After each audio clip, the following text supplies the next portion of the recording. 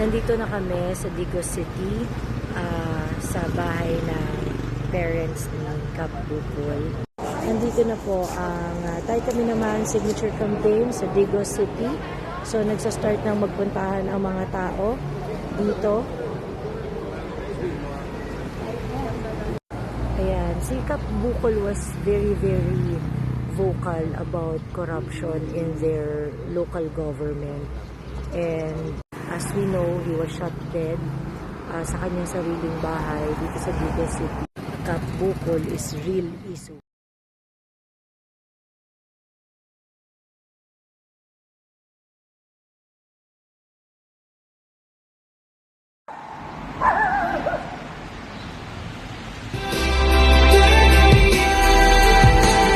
Naamoy ID, ma'am? Pang gawas na lang, ma'am, na ID na lang.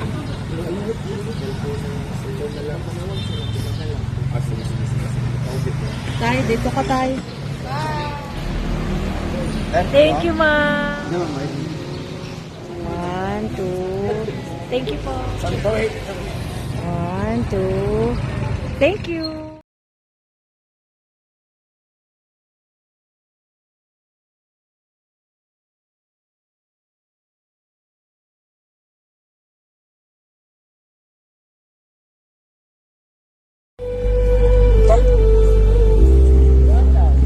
Aso to ni Kap Bukol.